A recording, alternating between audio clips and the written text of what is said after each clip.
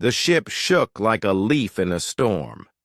Metal screamed against metal as the hull tore apart. Sparks flew from broken panels, and smoke filled the air. Emergency lights flashed red, making everything look like a nightmare. Jinwoo Park gripped his seat as the survey ship Harmony's Edge crashed into the surface of an unknown planet. The impact threw him forward, then back, then forward again. His head hit something hard. Everything went black for a moment. When he opened his eyes, the ship was silent, except for the hissing of broken air systems. Jinwoo touched his forehead and felt blood. He was alive, but barely. Around him, other crew members were getting up slowly. Some were hurt. Some were not moving at all. The ship had been exploring new worlds for the Galactic Survey Corps. 12 different species worked together on the Harmony's Edge. They were supposed to map safe planets for future colonies. Instead, they had become crash survivors on a world that was not on any map. Minji Kim crawled out from under a fallen panel. She was the ship's xenobiologist, which meant she studied alien life forms. Her job was to figure out if new planets were safe for living things. Now she would have to figure out if this planet was safe for them. "Everyone alive?" she called out, in the standard galactic language that all crew members knew. Voices answered from different parts of the broken ship. Jinwoo counted at least 20 survivors. That was good. The ship had carried 37 crew members when it left the last space station. Doan Lee appeared from behind a twisted metal beam. He was the cultural attaché, responsible for keeping peace between different species during long missions. His clothes were torn, but he seemed unhurt. He had a calm look on his face that made others feel better. "We need to get outside," Doan said quietly. "The ship might have radiation leaks or fires." Other survivors were already moving toward the emergency exits. Jinwoo recognized most of them. There was Vextar, the navigation officer from the crystalline species. His body looked like living rock that could think and move. Crystallines were good at math and finding directions in space. Bloom of Seven Suns was there too. She was from the Florian species, which looked like walking trees with many arms. Florians were experts at growing things and understanding how different life forms work together. Her job was environmental specialist. The scariest survivor was Razor Claw Strikes True from the Kethani species.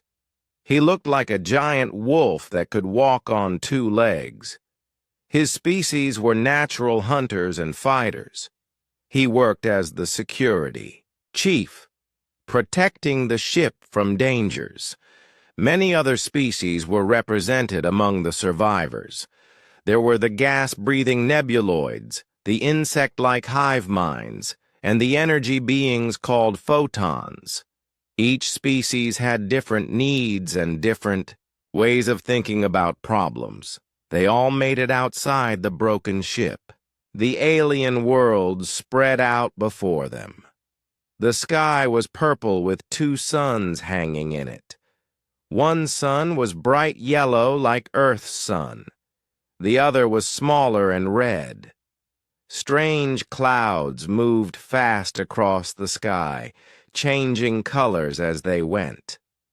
The ground was covered with rocks and strange plants. Some plants moved when the wind hit them. Others seemed to glow with their own light. In the distance, tall mountains reached toward the purple sky. Everything smelled different here, like metal mixed with flowers. "This place doesn't look friendly," Vextar said. His crystal voice made ringing sounds when he talked. "We need shelter. Immediately." As if the planet heard him, rain started to fall. But this was not normal rain. The drops sizzled when they hit the ground. They made small holes in the metal pieces from the crashed ship. "Acid rain," Minji said, studying the drops carefully. "The water here has chemicals that can hurt us. All." The survivors ran for cover under a rocky overhang near the crash site. They watched the acid rain eat away at everything it touched. The ship's hull started to smoke where the rain hit it. "We cannot stay here," Bloom of Seven Suns said. Her voice sounded like wind through leaves. "This world will kill us if we do not build protection." Everyone agreed. The planet was dangerous. The rain could burn their skin. The air smelled strange, which might mean it had poison gases. The plants and animals were unknown. Anything could be dangerous. "We need to build shelters right away," Razor Claw Strikes True growled. "Strong shelters that can protect us from the rain and anything else this world throws at us." All the other species nodded. That made sense. When faced with danger, the first thing to do was build protection. Every species in the galaxy knew this basic rule of survival. Vextar immediately started looking for rocks and minerals he could use to grow a crystal shelter. Crystallines could make their bodies produce special crystals that were stronger than steel. He would grow a protective dome around himself and any others who wanted to share. Bloom of Seven Suns began examining the local plants. Even in this dangerous place, she could probably find plants that would help her grow a living shelter. Florians were experts at making plants do what they wanted. Razor Claw Strikes True started digging. His species liked underground bunkers with multiple escape routes. He would dig deep into the ground where the acid rain could not reach. All around the crash site, other survivors began their own shelter projects. The nebuloids looked for caves where they could seal themselves in with their gas-form bodies. The hive minds started building a complex structure that looked like a giant insect nest. The photons searched for materials they could charge with energy to create protective barriers. Everyone worked with desperate speed. The acid rain was getting worse. Lightning flashed in the purple sky and thunder boomed across the landscape. This world wanted to kill them, and they all knew it. Except for the three humans. Jinwoo, Minji, and Doan stood together under the rocky overhang, watching their crewmates work. They talked quietly among themselves in their own language. Sometimes, they pointed at different parts of the landscape. Sometimes they nodded as if agreeing about something, but they did not start building a shelter. "Humans!" Vextar called out between crystal-growing sessions. "You must begin construction immediately. This world is hostile." Jinwoo waved back. "We're working on it," he called. "Just figuring out the best approach." But they still did not start building anything that looked like shelter. Instead, they walked around the area looking at things. Minji picked up plants and rocks, studying them carefully. Dowan examined the salvageable equipment from the crashed ship. Jinwoo measured distances and wrote notes on a small device. The other survivors began to worry. Humans were supposed to be smart. Everyone in the galaxy knew that. But right now, they were acting like they did not understand the danger they were in. The acid rain kept falling. The storm was getting worse, and the humans just kept walking around, looking at things, talking quietly among themselves. They seemed almost calm, as if they were not worried about dying at all. 3 months later, the crew's mission report reached the command center of the Harmony's Edge, and from there, it spread throughout the galactic scientific community like wildfire. The document that Ji-Won and her crewmates had compiled was unlike anything the exploration services had ever received. The report began with a detailed analysis of the electromagnetic hunters of Verdania 7, including Ji-Won's hand-drawn sketches and behavioral observations.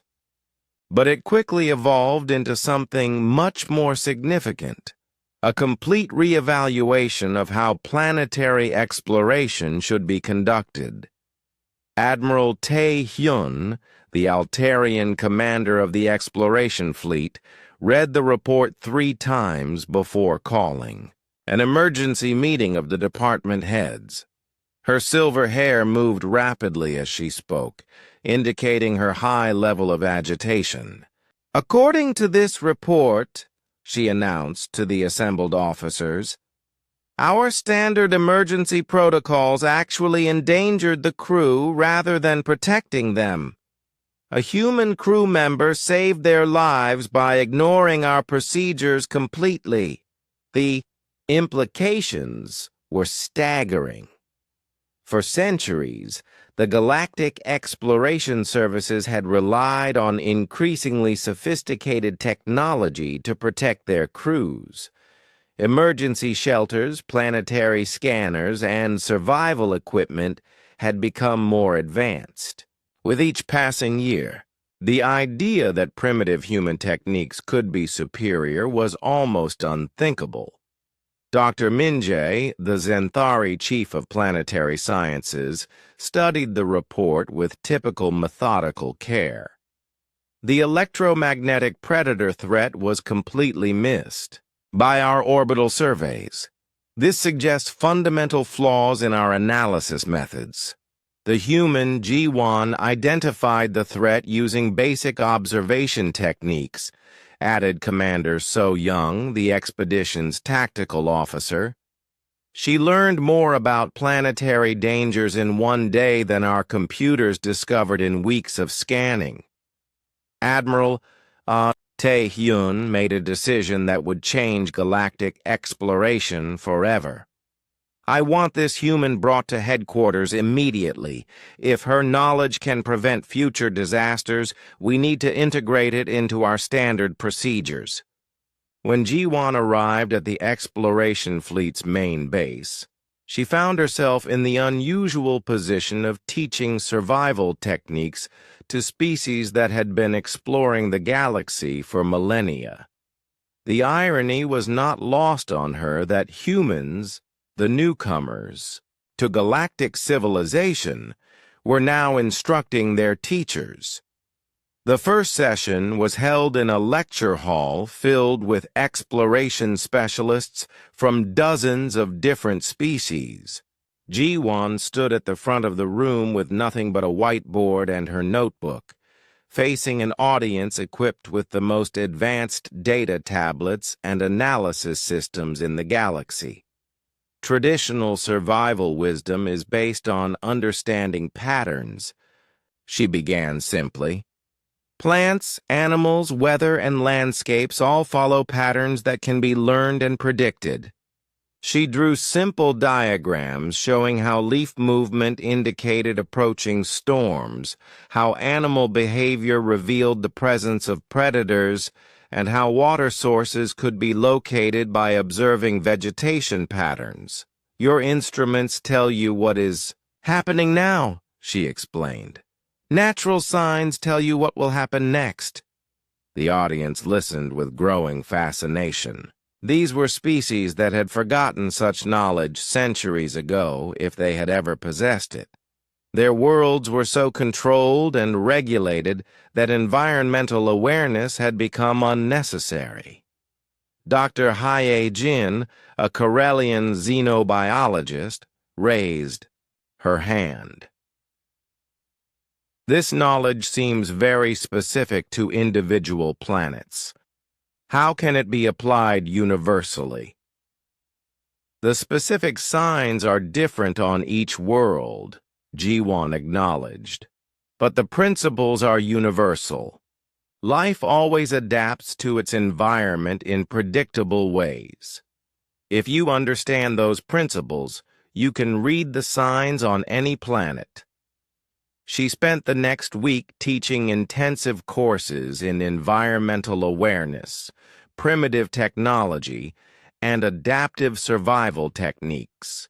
Students learn to build shelters from natural materials, find and purify water without equipment, and identify safe foods by observing local wildlife. More importantly, they learn to think differently about their relationship with alien environments. Instead of trying to impose their technology on hostile worlds, they began to understand how to work with those worlds. The transformation was remarkable. Within months, exploration teams throughout the galaxy were reporting dramatically improved success rates. Missions that would have failed due to equipment malfunctions or unexpected environmental challenges were succeeding because crew members had backup knowledge to fall back on. But the changes went deeper than just survival techniques. Ji-won's approach required explorers to actually observe and understand the worlds they visited instead of relying entirely on sensor data. This led to better scientific discoveries and more accurate planetary assessments. On Verdania 7, the research station that grew around Ji-won's original treehouse became a model for how galactic exploration should be conducted. The facility combined the best of advanced technology with practical survival wisdom, creating a research environment that was both highly effective and completely sustainable. Yun Seo, now serving as the station's chief engineer, had redesigned their equipment to work with natural electromagnetic patterns instead of fighting them. Their new shelters generated minimal electromagnetic signatures while still providing advanced life support capabilities. Wu Jin had become an expert in what he called cooperative botany, the science of working with alien plant life instead of simply cataloging it. His techniques for using local flora for shelter, food, and tools had been adopted by research stations throughout the galaxy. Kang Ho, once skeptical of primitive techniques, was now one of their strongest advocates. He had developed new training, protocols that required all exploration specialists to master both high-tech and low-tech survival methods before being certified for planetary missions. "The human approach saved our lives," he wrote in his final mission report. "More importantly, it taught us that true expertise comes from understanding, not just from having the best equipment." Ji-won herself had been promoted to chief survival officer for the entire exploration fleet, a position created specifically for her. She traveled from ship to ship, teaching crews how to survive in environments where their technology might fail or even endanger them. Her treehouse on Verdania 7 had been preserved as a training facility where new recruits learned to build shelters using only natural materials. The structure had become a symbol of how ancient wisdom could solve modern problems. Every exploration team now includes at least one specialist trained in primitive survival techniques, Ji-won explained to a gathering of fleet commanders. "We call them environmental adaptation specialists. but really they are just people who know how to pay attention to the world around them. The success of the new protocols led to an unexpected discovery. Humans were uniquely suited for this type of work. Their evolutionary history of surviving on a challenging world had given them instincts and knowledge that other species had never needed to develop. Suddenly, human crew members were in high demand throughout the galaxy. Ships that had once seen humans as inexperienced newcomers were now specifically requesting them for planetary missions. "Humans see things we miss," admitted Admiral Tae-hyun in her annual fleet review. "They notice patterns and dangers that our sensors cannot detect. They have become our most valuable exploration specialists." The story of the Verdania 7 mission became required reading at every exploration academy in the galaxy. It was taught as an example of how the most advanced solution was sometimes the simplest one, and how the newest members of galactic civilization had taught everyone else something important about survival. Ji-won's survival manual, originally written in a simple paper notebook, became the standard reference for planetary exploration. It was translated into hundreds of languages and distributed to every ship in the fleet. But perhaps the most important change was philosophical. The galaxy's advanced species had learned that conquering hostile environments was not always the best approach. Sometimes it was better to understand those environments and work with them. "Humans taught us humility," wrote Dr. Min Jae in his analysis of the new exploration protocols. "They showed us that wisdom is not always about having the most advanced technology. Sometimes it is about remembering the oldest knowledge." Years later, as human survival specialists spread throughout the galaxy and emergency protocols were rewritten to include both high-tech and low-tech solutions, the crew of the Verdania 7 mission would be remembered as the people who changed how an entire civilization thought about survival. And at the center of it all was a simple treehouse, built in 6 hours using nothing but natural materials and ancient human knowledge, standing as proof that sometimes the most sophisticated solution was to remember how to be simple. The shelter drill had lasted 24 hours, but its lessons would last forever. The galaxy had learned what humans had always known. True strength was not about conquering nature, but about understanding it well enough to become part of it. In exploration, academies throughout the galaxy, new recruits now learned a simple motto that Ji-won had written in her first report. "Technology can fail, but knowledge endures. The best explorers know how to survive with both." The future of galactic exploration would be built on that foundation, combining the wisdom of ages with the tools of tomorrow, and leading the way would be humans. Over the following days, Ji-won began the most important lesson of the mission, teaching her alien crewmates how to survive using knowledge instead of technology. The process was humbling for creatures who had spent their entire lives depending on advanced machines to solve every problem. The first lesson was about reading the environment.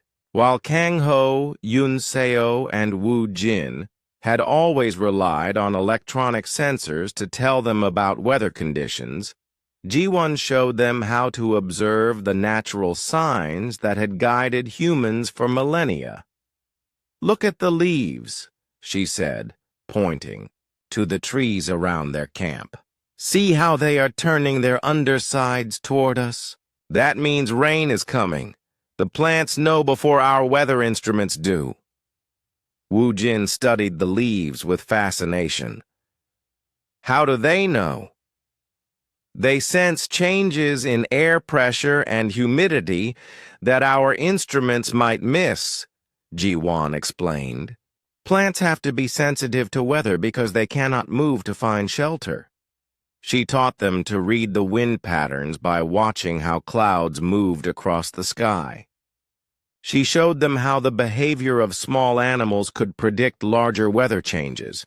She explained how the color of the sunset could tell them what the next day would bring. This is remarkable, admitted Yunseo.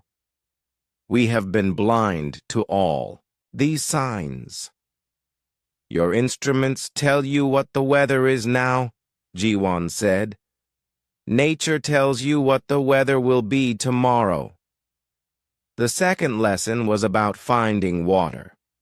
Their portable water purifiers were efficient but required power and replacement filters.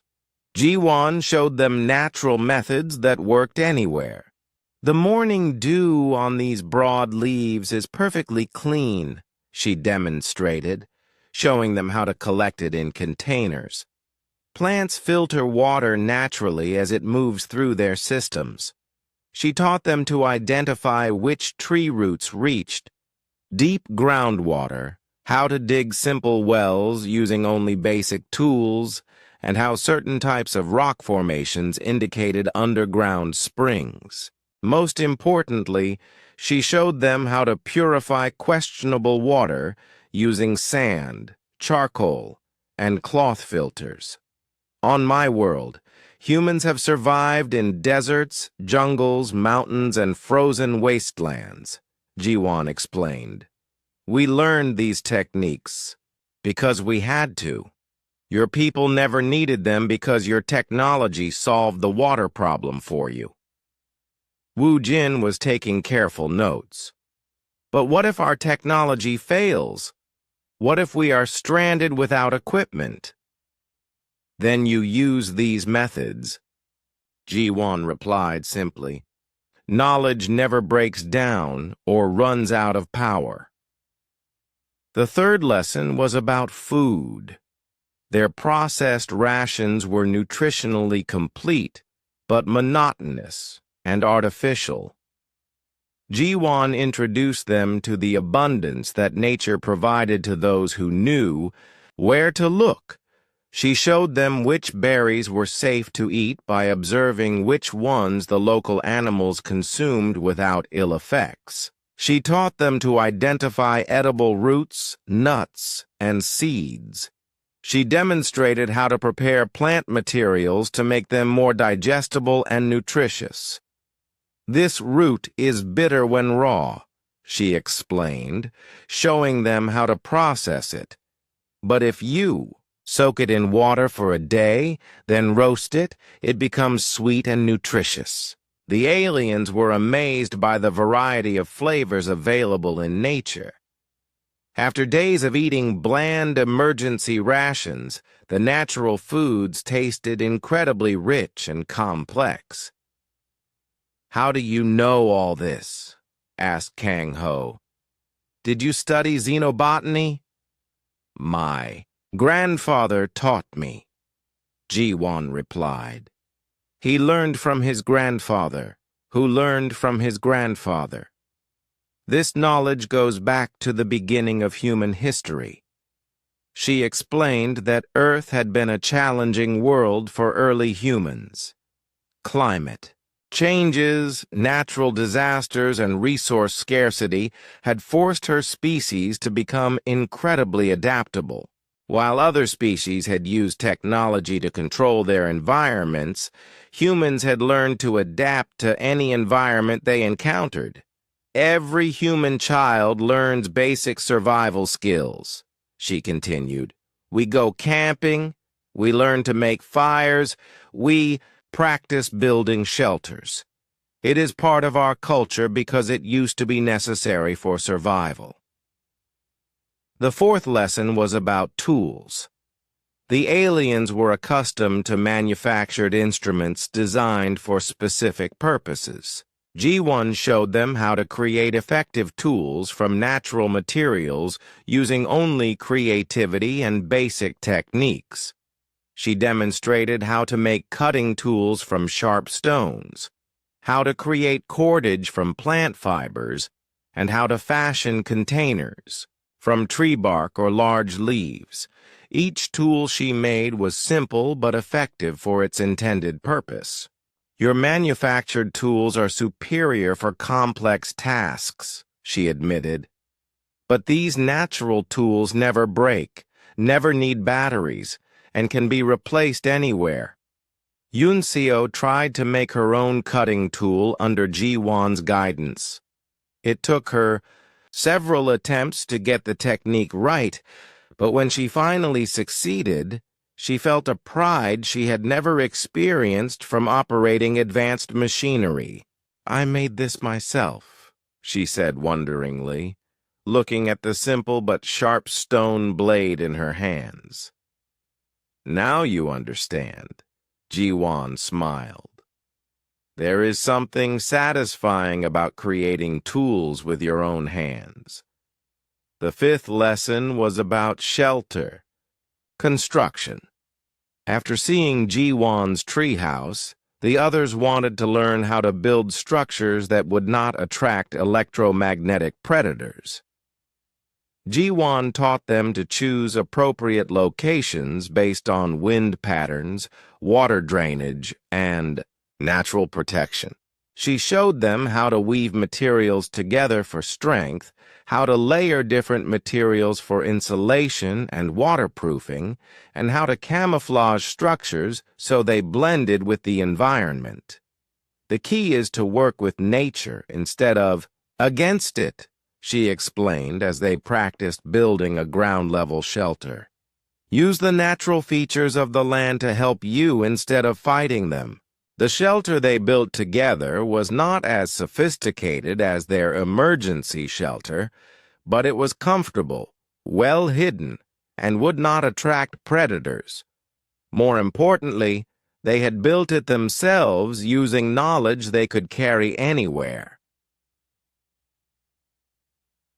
As the days passed, something changed in the way the aliens thought about survival.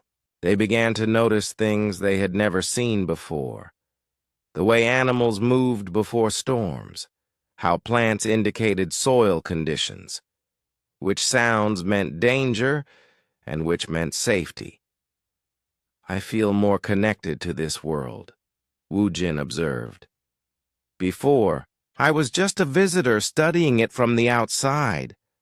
Now I feel like I am part of it." "That is exactly right," Ji-won confirmed.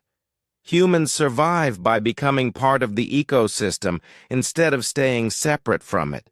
Kang-ho, who had initially been angry about Ji-won's violation of protocols, was now her most eager student. "On my world, we eliminated all environmental challenges thousands of years ago. We forgot that survival skills might still be important. Most galactic species did the same thing," Ji-won replied. "You conquered your planet so completely that you never needed to adapt to new environments. But humans had to keep adapting because Earth kept changing."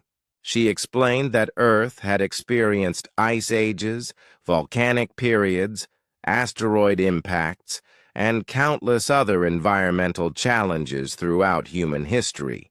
Each challenge had forced humans to develop new survival strategies or die. "We survived because we learned to be flexible," she continued. "We could live in any climate, eat any available food, and build homes from any available materials. That flexibility is our greatest strength." By the end of the week, the three aliens had developed a deep respect for human survival knowledge. They were beginning to understand that Ji-won was not just an anthropologist studying alien cultures. She was a repository of practical wisdom that could save lives in situations where technology failed. "Will you write all this down?" asked Yunseo. "This knowledge should be shared with other exploration teams." "I am already writing a survival manual," Ji-won replied, showing them her expanding notebook. "But the best way to learn these skills is through practice, not reading." She looked around at their temporary camp, where natural shelters now stood beside damaged technological equipment.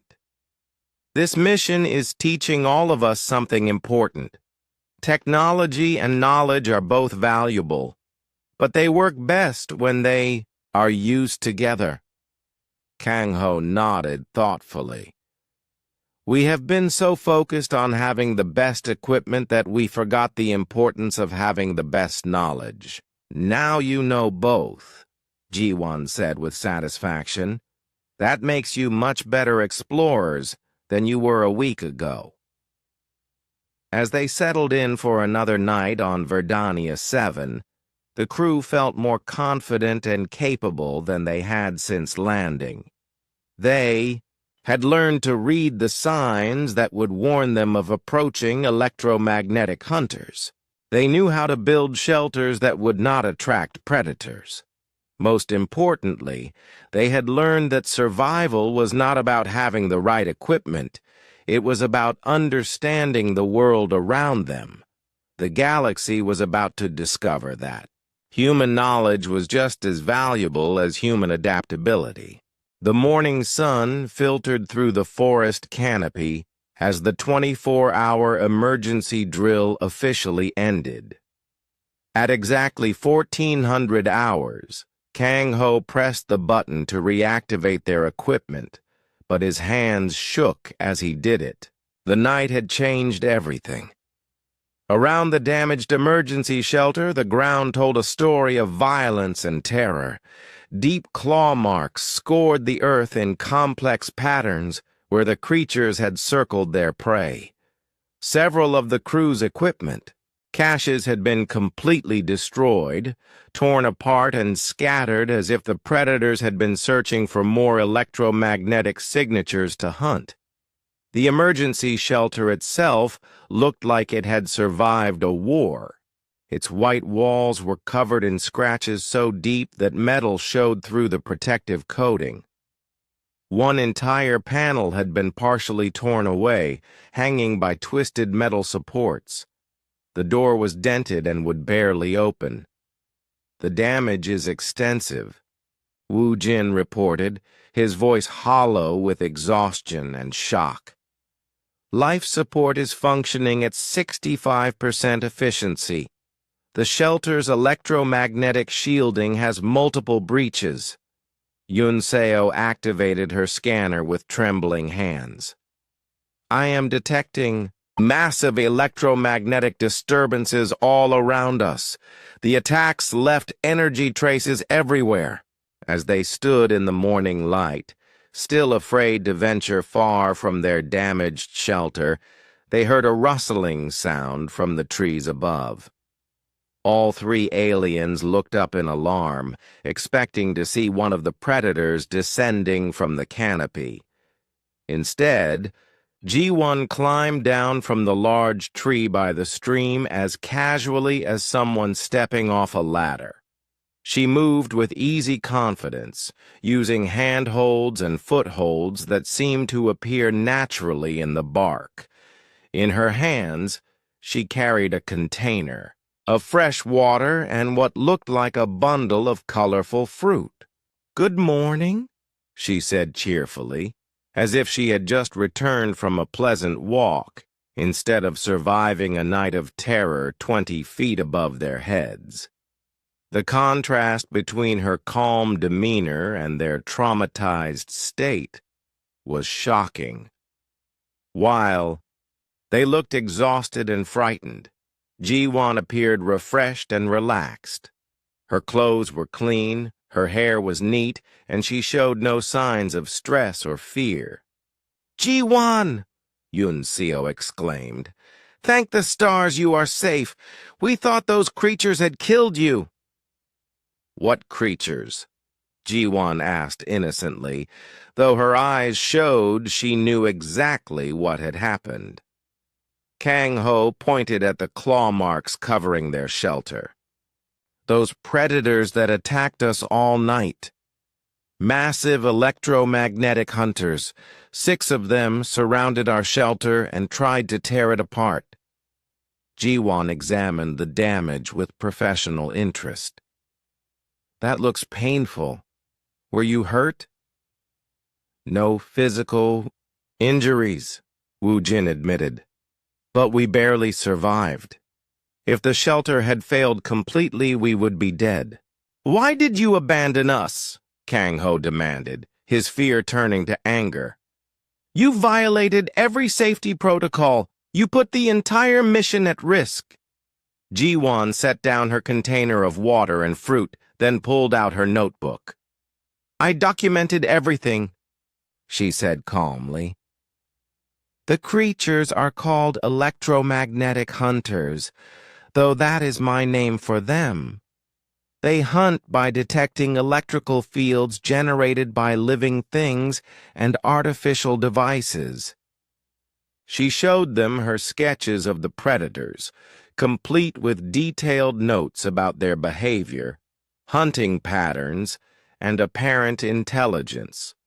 The drawings were remarkably accurate and included observations about their pack coordination and systematic testing of the shelter's defenses. You watched us being attacked and did nothing to help? Yunseo asked in disbelief. I helped by not making the situation worse, Ji-won replied matter-of-factly. If I had tried to reach you during the attack, the creatures would have killed me. Then you would have felt guilty about my death on top of everything else. Kang-ho was furious. You had a duty to follow emergency protocols. We are supposed to stay together in the emergency shelter. The emergency shelter was the problem, Ji-won explained patiently. Even with most systems powered down, it still generates electromagnetic signatures. To those hunters, your shelter was like a lighthouse beacon advertising your location. Walked over to the shelter and pointed at the life support vents. These systems never shut down completely. They have to keep running to keep you alive. But they also made you the biggest electromagnetic target on the planet. Woo-jin looked at his scanner readings again. She is correct. The shelter's electromagnetic signature is still much stronger than natural background levels. How did you know? Asked Yunseo. How did you know the shelter would attract predators? Ji-won pointed to the forest around them. The clues were everywhere. Electromagnetic readings in the orbital surveys. Large predators that are completely nocturnal. Animal distribution patterns that suggested creatures avoiding certain areas. During the day, she opened her notebook to pages of observations she had made during their first day on the planet. I found predator droppings yesterday. Large carnivores definitely live in this area. The official surveys missed them because they hide underground during daylight hours. Kang-ho stared at her notes, realizing that a human with basic observation skills had learned more about the planet's dangers in one day than their advanced computers had discovered during weeks of orbital scanning. So what did you do? He asked quietly. Ji-won led them to the base of the large tree where she had spent the night. Looking up, they could barely make out the platform she had constructed 20 feet above the ground. It was so well camouflaged that it seemed to be part of the natural canopy. I built a shelter that would not attract predators, she explained. No metal, no electronics, no electromagnetic signatures. Just natural materials that blend with the environment. She showed them how she had woven vines and branches to create a platform, how she had layered leaves for waterproofing, and how she had created a water collection system using seed pods. Every element of her shelter was organic and would be invisible to electromagnetic hunters. Primitive technology, Kang Ho said dismissively, but his voice lacked conviction. Appropriate technology, Ji-won corrected. Sometimes the most advanced solution is the simplest one. Yoon-seo was studying the tree shelter with growing amazement. How long did this take you to build? About 6 hours, Ji-won replied. Most of that was spent choosing the right tree and testing materials. 6 hours? Woo Jin repeated. Our emergency shelter takes 10 minutes to deploy. Yes, but my shelter did not attract predators, Ji-won pointed out. Which one do you think was more effective? She handed them the container of water she had collected. This is fresh and clean, filtered naturally through the tree's root system. I also found several types of edible fruit and nuts. The aliens tasted the water and found it was indeed clean and refreshing, with a natural flavor that their processed water could never match. The fruit was sweet and nutritious, far superior to their emergency rations. You were completely comfortable up there? Asked Yoon-seo. Very comfortable, Ji-won confirmed. I slept well, stayed dry, had plenty of food and water, and remained completely safe from predators. Kang Ho looked at the damaged emergency shelter, then up at the invisible treehouse, then back at Ji-won. How do you know how to do these things? Humans have been building shelters for thousands of years, Ji-won explained. Long before we had metal or electronics or computers. We learned to survive by understanding our environment and working with it instead of against it. She gestured at the forest around them. Every planet is different, but the principles are the same. Find water, find food, find shelter, avoid predators. Technology can help, but understanding is more important. For the first time since the mission began, the three aliens looked at their human crewmate with something approaching respect. They were beginning to understand that Ji-won had not violated safety protocols. She had followed better safety protocols than the ones they had been taught. Will you teach us? Asked Woo Jin quietly. Ji-won smiled. That is why I am here. As they began to salvage what they could from their damaged equipment, the crew started to realize that this mission would be very different from what they had planned. They were going to learn things that no computer database could teach them. They were going to discover that sometimes the most valuable knowledge was the oldest knowledge. And they were going to find out what it really meant to survive on an alien world. As Verdania 7's twin moons rose above the forest canopy, the true nature of the planet revealed itself. The gentle, moderately hostile world described in the orbital surveys was about to show its teeth. Inside the emergency shelter, Kang Ho, Yoon-seo, and Woo Jin huddled together as the sounds outside grew more threatening. What had started as distant calls and clicking noises was becoming something much more dangerous. The attacks on their shelter were getting stronger and more organized. The first creature to emerge fully from the forest shadows was a nightmare made real. It moved with liquid grace despite its massive size, each of its 6 legs ending in claws that gleamed in the moonlight.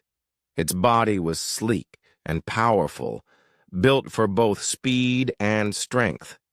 But the most terrifying feature was its head, which was covered in strange organs that pulsed with a faint blue light. "What are those things on its head?" whispered Yunseo, watching through the viewing port. Wu Jin studied the creature with his trained eye. "Electromagnetic sensors," he said quietly. "This species has evolved to hunt by detecting electrical fields." "That is impossible," Kang Ho protested. "Our computers would have detected such creatures during the orbital survey." "Not if they hide underground during the day," Wu Jin replied. "Many predators are nocturnal to avoid competition with daytime hunters." The first creature was soon joined by a second, then a third. Each one was slightly different in size and markings, but all shared the same basic design, a perfect killing machine adapted for hunting prey that generated electromagnetic signatures. And there was no bigger electromagnetic signature on the planet than the aliens' emergency shelter. Even with all its systems powered down for the drill, the shelter still generated small electrical fields from its life support systems, its metal framework, and the electronic components of their emergency equipment. To the electromagnetic hunters, it blazed like a beacon in the darkness. The creatures began to circle the shelter in a coordinated pattern. They moved silently despite their size, communicating with each other through low-frequency sounds that the aliens could feel as vibrations through the shelter walls. "They are hunting us," Yunseo said, her voice shaking with fear. "We are not just random prey to them. They are actively hunting us." The first attack came without warning. One of the creatures struck the shelter wall with tremendous force, causing the entire structure to shake and groan. The impact was followed immediately by the sound of claws scraping against metal as the creature tried to find a way through. "The shelter's defenses. The walls will hold," Kang Ho said, but his confidence was fading fast. "The shelter is designed to withstand extreme conditions." Another creature joined the attack from a different angle. Now 2 of the predators were working together, testing different parts of the shelter's structure. Their claws left deep scratches in the metal walls, and their impacts shook the shelter so violently that the aliens inside were thrown around like toys. Through the viewing ports, they could see more creatures emerging from the forest. By the time all the hunters had arrived, 6 massive predators surrounded their small shelter. The aliens were completely outnumbered and trapped. "Why are there so many of them?" asked Wu Jin. "Most predators hunt alone or in small groups." "Pack hunters," Kang Ho realized with growing horror. "They work together to bring down large prey." The creatures seemed to sense the fear of their trapped prey. Their electromagnetic sensors pulsed brighter, and their communication sounds became more frequent and complex. They were clearly intelligent animals, capable of planning and coordination. One of the larger creatures positioned itself directly over the shelter's main hatch. Every time the aliens tried to look out through the viewing port near the door, they found themselves staring into glowing electromagnetic sensors that seemed to look right back at them. "We are trapped," whispered Yunseo. "Even if the drill ended right now, we could not get to our equipment. Those things are blocking every exit." The attacks continued throughout the night, but they followed a pattern that suggested intelligence rather than simple animal aggression. The creatures took turns striking the shelter, never all attacking at once. This allowed them to rest between attacks while keeping constant pressure on their prey. "They are wearing us down," Wu Jin observed. "This is psychological warfare as much as physical attack." The aliens took turns watching through the viewing ports, but what they saw was never encouraging. The creatures never left. When they were not actively attacking the shelter, they lay in the shadows around it, their sensors glowing softly as they monitored their trapped prey. Around midnight, one of the creatures discovered something that made the alien situation much worse. It found the emergency shelter's electromagnetic signature was strongest near the life support systems. The creature began to focus its attacks on that specific area, trying to disable the systems that kept the aliens alive. "It knows where our life support is located," Kang Ho said in amazement and terror. "It can sense the electrical activity inside the shelter." The creature's claws found gaps between the shelter's panels and began to work at them systematically. Sparks flew as metal tore, and warning lights began flashing inside the shelter.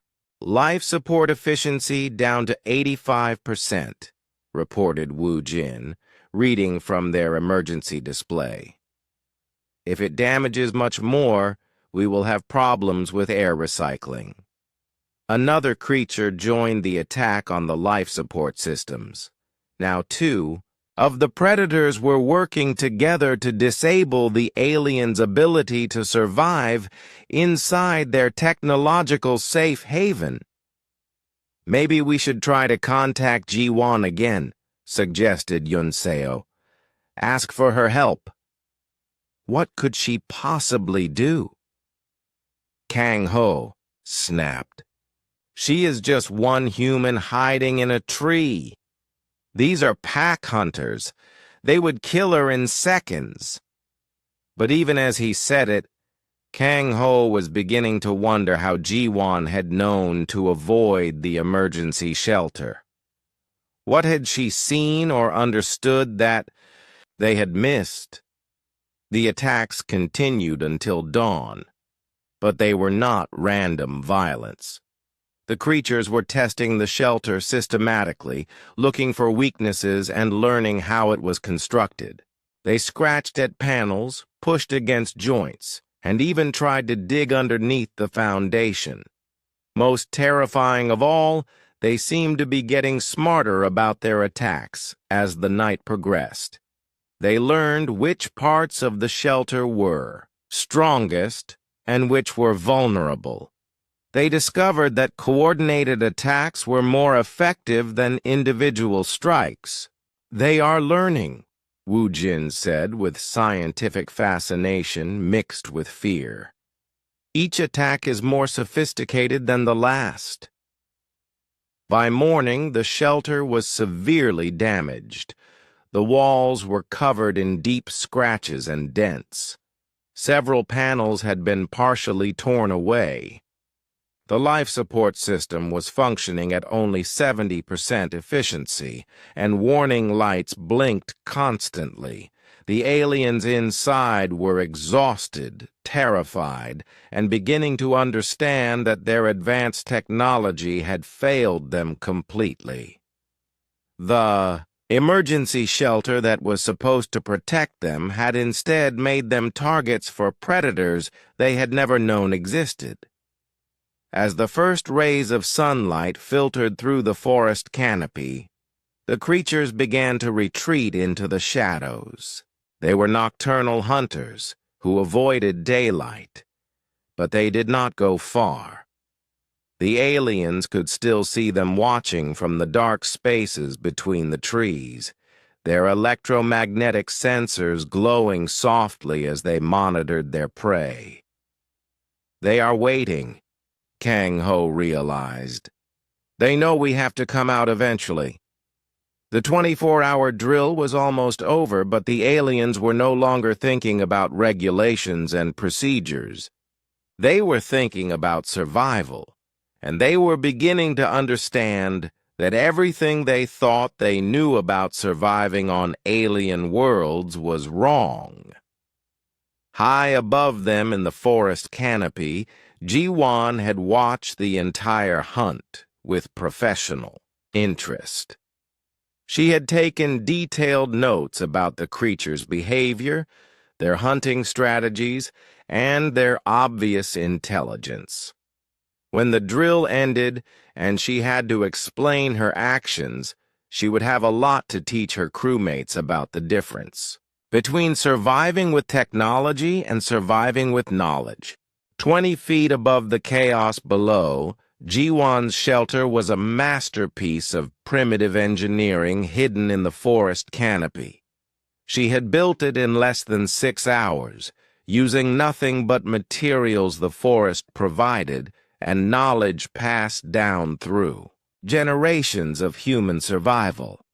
The main platform was woven from strong vines and flexible branches, creating a surface that was both sturdy and comfortable. She had tested each branch carefully before trusting it with her weight, choosing only the thickest and most healthy parts of the tree. The platform was large enough for her to lie down completely while remaining hidden beneath the natural canopy. Above the platform, she had constructed a roof using large leaves layered like roof tiles. The leaves shed water naturally, keeping her dry even if it rained. Between the layers, she had stuffed soft moss for insulation. The whole roof was nearly invisible from below because it looked exactly like the natural canopy around it. For walls, she had woven a screen of small branches and leaves that blocked wind and hid her from view while still allowing air to flow through. The weaving pattern was something her grandfather had taught her during camping trips when she was a child. It was strong enough to stop wind, but flexible enough to move with the tree during storms. Water was collected in containers made from large seed pods she had found on the forest floor. These natural containers held water perfectly and could be refilled from morning dew that collected on the leaves around her platform. She had also strung a series of smaller pods to catch rainwater if needed. Food was stored in woven baskets hung from branches below her platform. She had spent time identifying which fruits and nuts were safe to eat by watching the local animals. If the forest creatures ate something without getting sick, it was probably safe for her too. She had also found edible roots and plants near the stream. Her most clever creation was an early warning system that used the forest's own sounds. She had strung thin vines between trees at different levels, creating a network that would vibrate when large animals moved through the area below. The vibrations traveled up through the vines to small seed pods near her shelter that would rattle softly when something big was moving around. The entire shelter was invisible from the ground. Anyone looking up would see only natural branches, leaves, and shadows. Even someone who knew exactly where to look would have trouble spotting it. This was intentional. Her grandfather had always said that the best shelter was one that nature herself would build. But the most important feature of her shelter was what it did not have: any metal, plastic, or electronic components. Everything was organic, natural, and completely invisible to the electromagnetic hunters prowling below. Ji-Wan lay on her comfortable moss bed, listening to the sound of the predators attacking the emergency shelter below. Through gaps in her leaf roof, she could see the 6 creatures circling the white dome like sharks around a life raft. The predators were magnificent animals, each about the size of a small car but built for speed and stealth. Their skin was dark and seemed to absorb light rather than reflect it. They had 6 legs ending in claws that looked capable of tearing through metal. Most interesting to Ji-Wan were the structures on their heads that looked like antennae or sensors. These were clearly electromagnetic hunters, evolved to track prey by the electrical fields that all living things produced. On a world where many animals generated natural bioelectricity, this would be a perfect hunting strategy. Unfortunately for the aliens below, their advanced technology made them shine like beacons to these predators. Ji-Wan watched as one of the creatures pressed its sensor organs against the shelter wall and made a deep humming sound. The others responded with similar sounds, creating a pattern of communication that was both beautiful and terrifying. She felt no urge to help the aliens immediately. This was a learning experience they needed to have. For too long, the galaxy's advanced species had believed that technology was the answer to every problem. Sometimes technology created more problems than it solved. From her research about similar worlds, Ji-Wan had suspected there might be electromagnetic predators on Verdania 7. The clues were all there in the orbital scans, unusual electromagnetic readings from the forest, the fact that large predators were nocturnal despite plenty of prey being active during the day, and the strange distribution patterns of the native animals. When she had seen the emergency shelter during yesterday's demonstration, she had immediately understood the problem.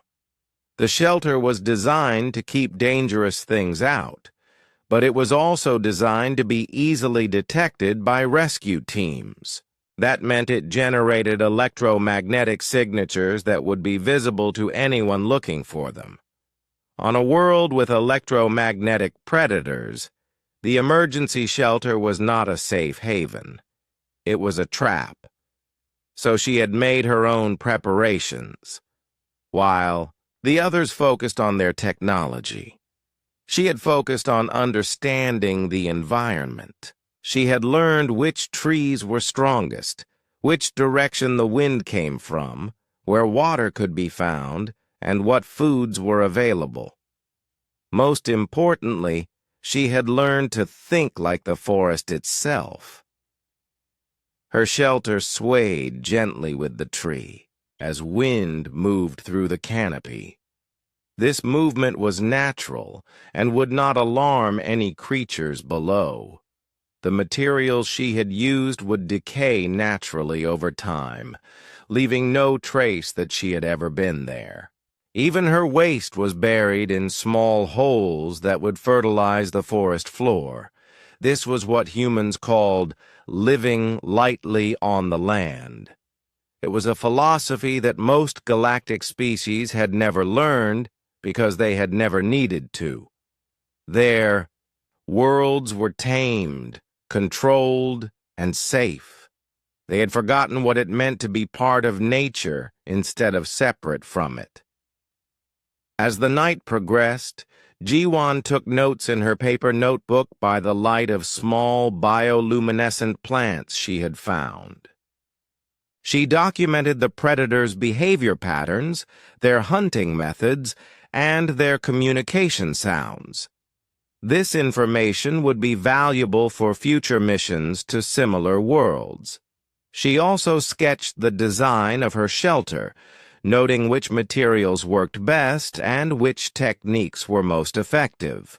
Someday, other humans might need this knowledge. Her grandfather had always said that survival skills should be shared, not hoarded. Around 3 in the morning, the attacks on the shelter below became less frequent.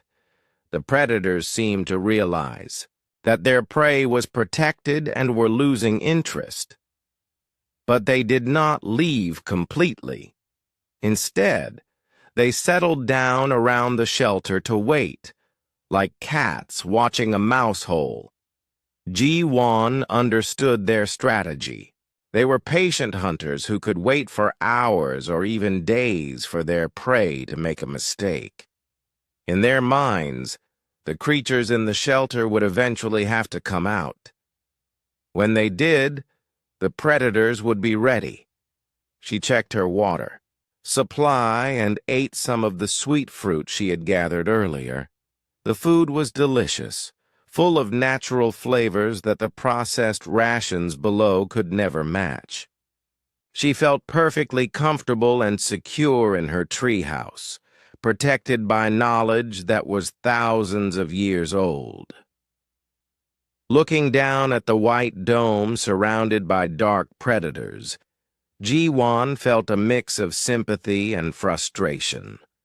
The aliens were good, people who meant well, but they were trapped by their own assumptions about how survival worked. They believed that more technology meant more safety, but sometimes the opposite was true. Her emergency communicator buzzed softly with another message from Kang-ho, but she did not respond. They needed to understand that their way was not the only way. Sometimes the old ways were not just better, they were the only ways that worked. As dawn approached, Ji-won began preparing for what would happen when the drill ended. She would need to explain her actions carefully so the others could learn from this experience. Most importantly, she would need to teach them that survival was not about having the best equipment. It was about understanding the world around you and working with it instead of against it. The forest began to wake up around her as small birds started their morning songs. Soon the sun would rise, the predators would retreat to their daytime, hiding places, and the 24-hour drill would end. But the real learning was just beginning. The shuttle touched down with a soft thump in the center of the clearing. Through the windows, the crew could see exactly what the orbital scans had promised: a perfect landing site surrounded by massive trees that glowed with soft blue and purple light. A crystal-clear stream ran along one edge of the clearing, and the ground was covered with short, soft grass that looked almost like a carpet. "Beautiful," whispered Yoon Seo as the shuttle doors opened and the crew stepped outside. The air smelled fresh and clean, with hints of flowers and something like cinnamon. The temperature was perfect, neither too hot nor too cold. Above them, the canopy of giant trees created a natural ceiling that filtered the sunlight into gentle green beams. Kang-ho immediately began organizing the equipment.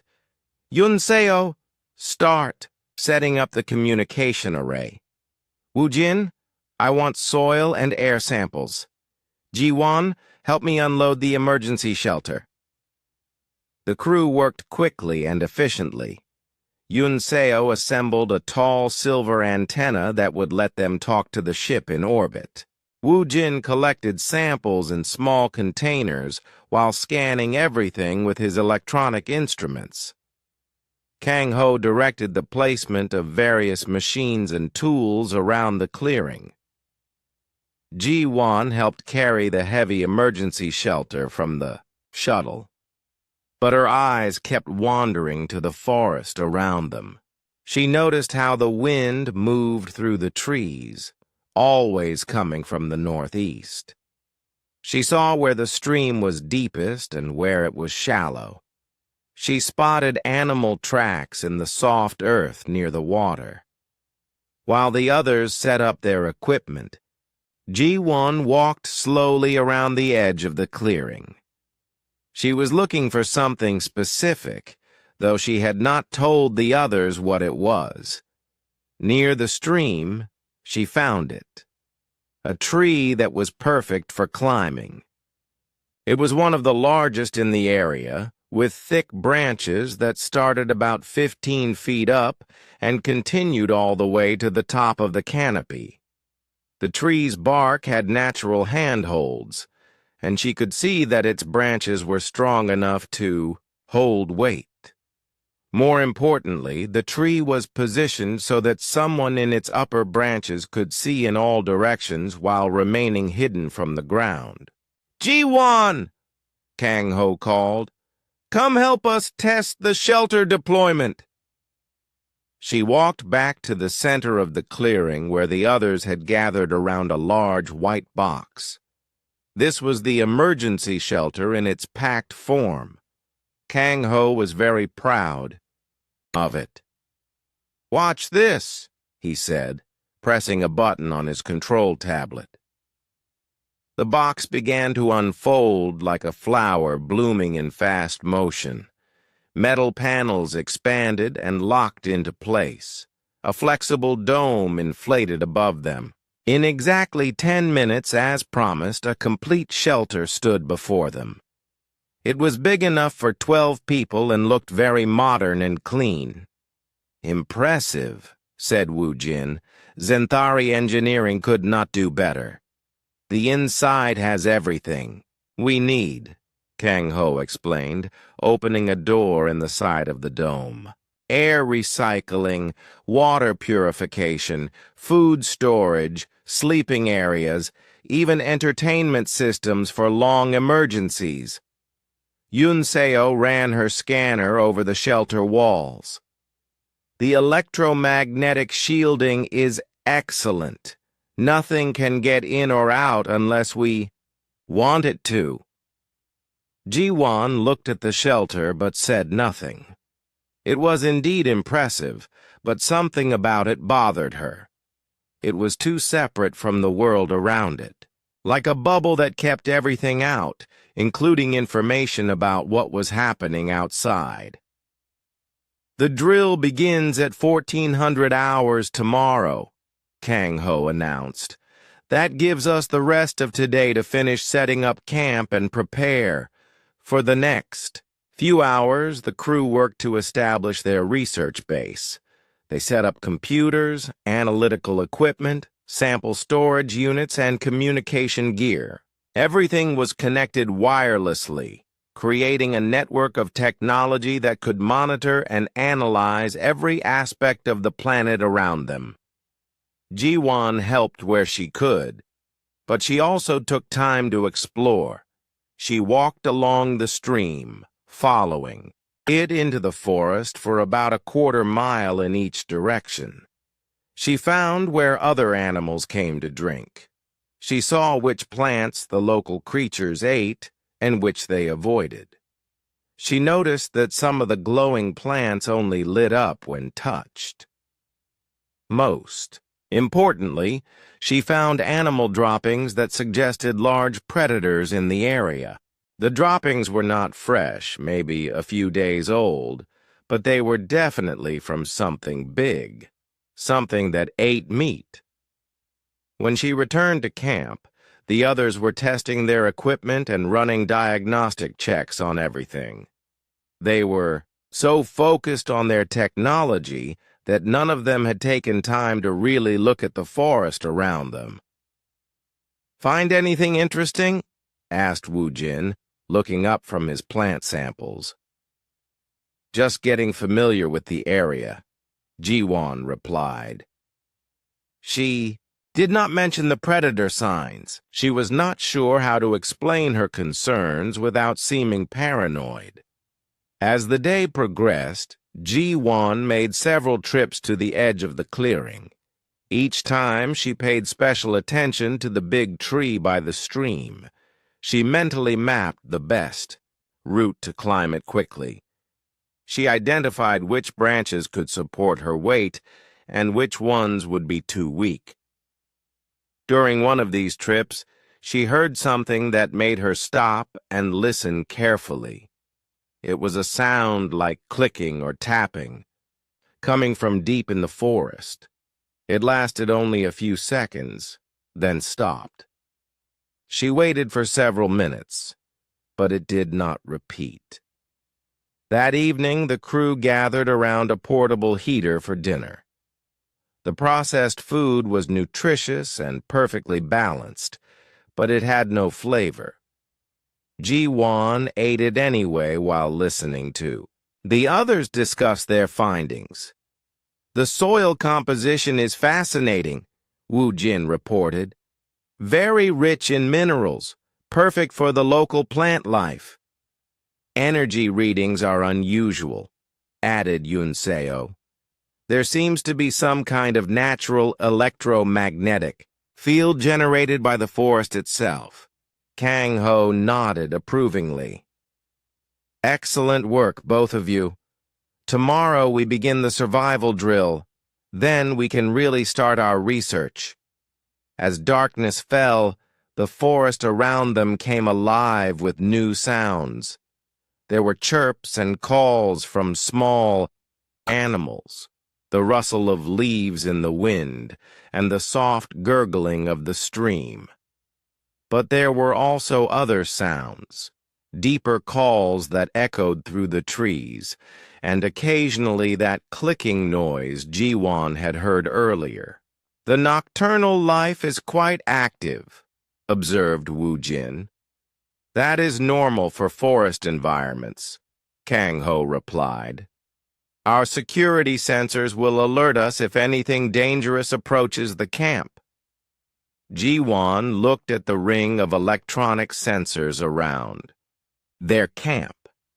They were designed to detect movement and unusual energy signatures. Very advanced technology, but she wondered if they would detect everything that might be important.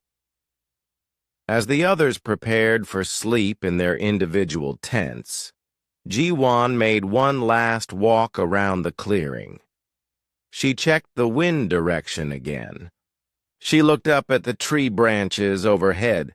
She listened to the night sounds and tried to understand what they meant. Something was different about this place. The official reports had described it as moderately hostile, but Ji-won's instincts told her there was more danger here than anyone realized. The question was whether she was being too cautious or whether the others were not being cautious enough. She decided to trust her instincts. Before going to her tent, she quietly moved some of her gear closer to the big tree by the stream. If something went wrong during the emergency drill tomorrow, she wanted to be ready to act quickly. That night, she slept lightly and woke several times to the sound of large animals moving through the forest in the distance. Each time she listened carefully until the sounds faded away. Whatever was out there was big, and it was active after dark. Tomorrow would bring the emergency drill. For 24 hours, they would be cut off from their advanced technology and dependent on basic survival skills. Ji-won hoped she was wrong about the danger, but she was going to be prepared either way. The massive research ship Harmony's Edge moved slowly through space toward a small green planet. Inside the ship, Dr. Kang Ho stood in front of a large screen showing pictures of the world they would soon visit. His blue skin had small scales that caught the light, and his 4 arms moved as he talked to the crew sitting in front of him. "This planet is called Verdania 7, Kang Ho said in his deep voice. "Our computers say it is moderately hostile. That means it might be dangerous, but not too dangerous for trained people like us." In the front row sat Yoon Seo, whose silver hair moved like water even though there was no wind in the room. Her people, the Altarians, were famous for building amazing machines. She listened carefully while taking notes on her electronic tablet. Next, to her sat Woo Jin, a tall creature with gray skin and 6 fingers on each hand. His people, the Zenthari, were known for being very careful and studying plants from many different worlds. He had already read every report about Verdania 7 3 times. In the back of the room, Jiwon sat quietly. She was the only human on the ship and had joined the crew just 3 months ago. While the others took notes on their fancy computers, she wrote in an old paper notebook with a simple pen. The other crew members thought this was strange, but Jiwon liked the feel of paper, and Ink Kang-ho continued his talk. We will land tomorrow morning at 0800 hours. Our mission has 3 parts. First, we set up our research camp.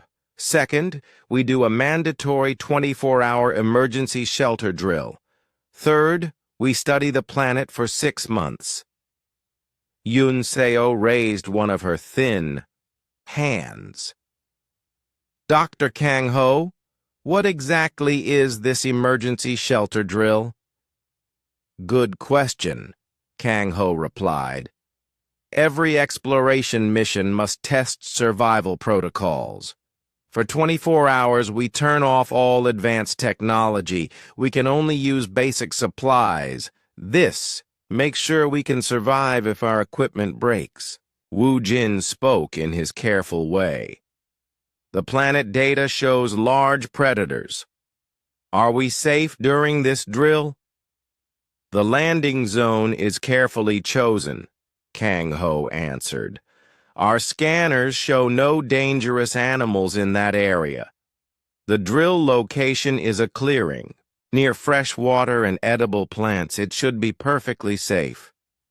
Jiwon looked up from her notebook but did not ask any questions. She had been reading about Verdania 7 on her own, using the ship's basic computer access. Something about the official reports seemed incomplete to her, but she could not put her finger on what was missing. Kang-ho showed more pictures on the screen. The emergency shelter is very advanced. It can protect 12 people for 48 hours. It has air recycling, water filters, and food supplies. Even if something goes wrong, we will be safe. The pictures showed a white dome about the size of a small house. It looked very clean and modern, with smooth walls and no windows except for small viewing ports. Jiwon thought it looked like a prison. The shelter deploys automatically, Kang-ho explained. We just press one button and it builds itself in 10 minutes. Very simple and reliable. Yoon Seo smiled. Altarian technology at its finest. My people helped design those shelters. Yes, and Zenthari botanists provided the food selection algorithms, added Woo Jin proudly. Jiwon noticed that no one mentioned what humans had contributed to the project. She was not surprised. Most species in the galaxy thought humans were newcomers who had nothing useful to offer. They had faster ships, better weapons, and smarter computers than Earth. What could humans possibly teach them? Kang-ho moved to the next part of his presentation. After the drill, we begin research. Yoon Seo will study the planet's energy patterns. Woo Jin will catalog plant and animal life. Ji-won will observe any signs of intelligent life, though our scans show the planet is uninhabited. What about you, Dr. Kang-ho? Asked Yoon Seo. I will coordinate the mission and ensure everyone stays safe. I have been on 17 planetary surveys. I know how to handle problems. The meeting continued for another hour. Kang-ho showed maps of the landing area, weather reports, and equipment lists. Everything was planned perfectly. Every possible problem had a technological solution. As the meeting ended, The crew members filed out talking excitedly about the mission. G1 stayed behind, looking at the pictures of Verdania 7 on the screen. The forest looked thick and wild. The trees were huge, maybe 200 feet tall.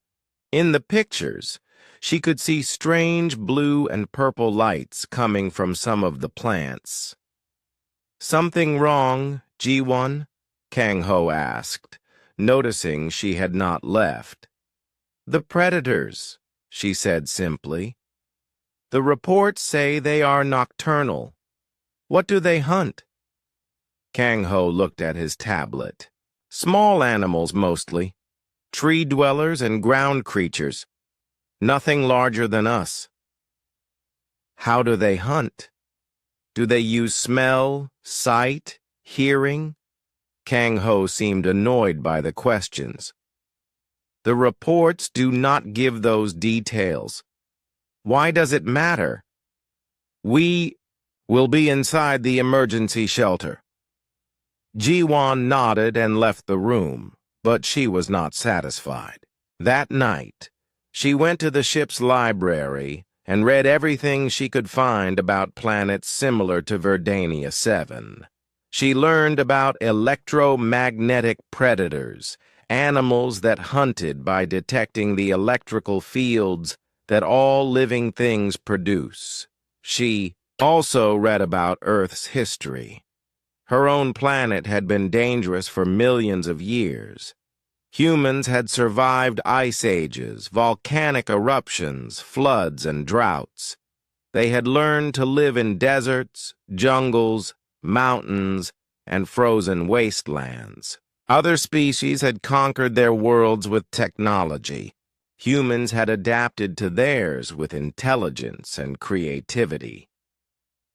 The next morning, Ji-won packed her gear differently than the others. While they loaded their bags with electronic equipment and processed food, she took simple tools: a knife, rope, a water bottle, and some basic medical supplies. She also packed her grandfather's old camping guide, a book printed on paper that had been in her family for generations. As the shuttle prepared for launch, Yoon Seo noticed Ji-won's small bag. "Is that all you are bringing?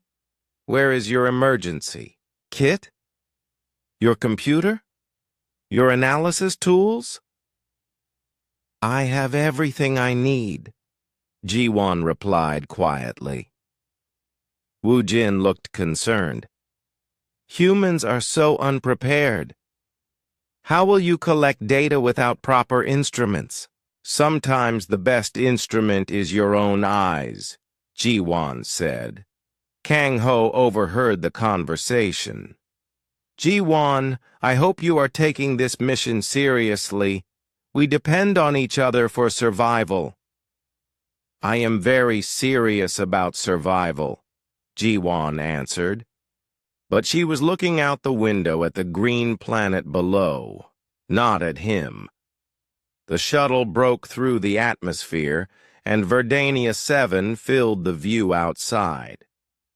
The forest stretched to the horizon, broken only by rivers and lakes that sparkled in the sunlight. It was beautiful, but Ji-won could sense something the others missed.